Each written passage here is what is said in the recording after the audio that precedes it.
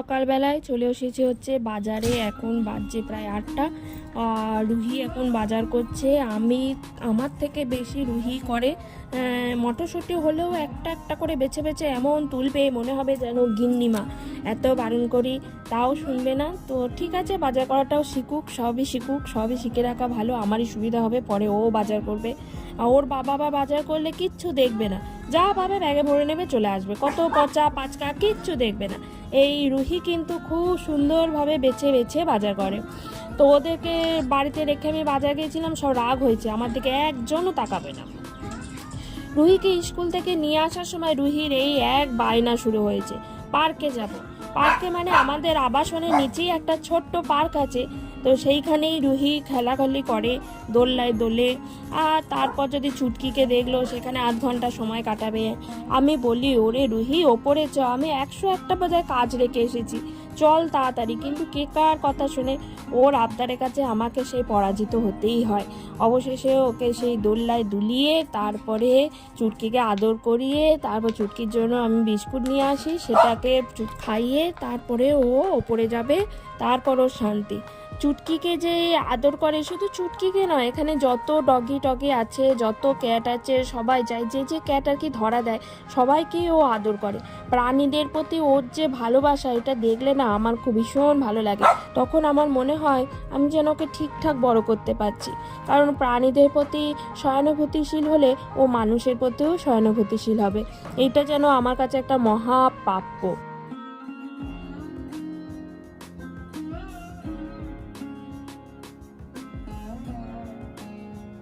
থেকে এসেই দুষ্টুমি আরম্ভ হয়ে গেছে। আঙুলগুলো কি করেছিস দেখা, দেখা সুন্দর লাগছে, খুব সুন্দর লাগছে দেখতে। ও তবে তো এই যে কেস পেন দিয়ে নখ পালিশ করেছে, এই যে। আর এই যে দেখি ওই আঙুলটা কেমন লাগছে, এই যে। সব মাথাতে আসে কি করে রুহি? ও মা গো, পায়েও পড়েছে। ভাবো একবার, এটা কি হচ্ছে রুহি? আমাকে আর পরিয়ে দিতে হবে না, আর ব্লু কালার আমি পরবো না। যদি রেড কালার পরাতে পারিস তাহলে বল, ঠিক আছে? আবদার হয়েছে রং পেন্সিল দিয়ে আমাকে এখন নোট পালিশ করাবে, সেই এখন নোট পালিশ করানো হচ্ছে। হয়েছে? ও এরকম করবো, সে এখন নোট পালিশ করানো চলছে, তা আবার রং পেন্সিল। ওই তো হচ্ছে, ওই যা হচ্ছে হইতেই হবে, ভালো হচ্ছে। এই যে একটা হয়েছে, বাকিগুলো হচ্ছে। আর এখানে পেখম বসেছে, পেখমকে পরিয়ে দিবি না? পেখমকে দিবি? দাদা ঠিক আছে, পায়ে উঠতে চায় না। হ্যাঁ, সবাই দেখে হাসবে আমার পা, তোর স্কুলে দিতে যাবো সবাই হাসবে। পেখমকে পরিয়ে দে, পেখমকে। এখন পোলাও রান্না হচ্ছে। আজকে প্রথম আমি বাসমতি রাইসের পোলাও করছি। এর আগে গোবিন্দভোগ রাইসের পোলাও করি, মানে এর আগে আমি কোনোদিন করিনি। আজকে বাসমতি রাইসের প্রথম পোলাও করছি। গরম মশলা দিয়েছি, গোটা গরম মশলা, তার সঙ্গে 1 চামচ আদা দিয়ে এখন চালটা ভাজা ভাজা করছি। চালটা ভাজা ভাজা হয়ে গেছে, এর মধ্যে অল্প নুন দিয়েছি। এবার দিয়েছি হচ্ছে ফুড কালার। জানি ফুড কালার খাওয়া বেশি ভালো নয়, তবে এই হলুদটা এর সঙ্গে ভাজলে না কালারটা কীরকম যেন চেঞ্জ হয়ে যায়, তাই আমি ফুড কালার একটু অ্যাপ্লাই করি। তো তার মধ্যে দিচ্ছি এবার চিনি। তো আর বলবেন না, চিনি তো দিয়ে ঢেকে দিয়েছি, ভুলে গেছি হচ্ছে কিশমিশ, চারমগজ, কাজু যেগুলো দিয়ে আর কি, সেগুলো দিতে। তো এগুলো একটু চালের সঙ্গে ভাজলে ভালো হতো, কিন্তু কি আর করা, ভুলে গেছি। আর বাড়িতেই তো খাবো, তো এখন একটু ভুলযোগ মাপ করাই যায়। তো তারপর এগুলো আমি দিয়ে এখন ঢেকে দেবো। এটা এখন হবে কিছুক্ষণ, তারপরে দেখুন আমার পোলাও একদম রেডি, পুরো ঝরঝরে হয়ে গেছে। এর মধ্যে দেওয়া বাকি আছে খালি ঘি।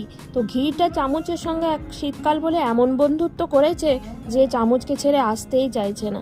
অবশেষে ঘিও দেওয়া হয়ে গেছে। এবার গ্যাসটা অফ করে কিছুক্ষণ রেখে দিলে এটা আরও ঝরঝরে হয়ে যাবে।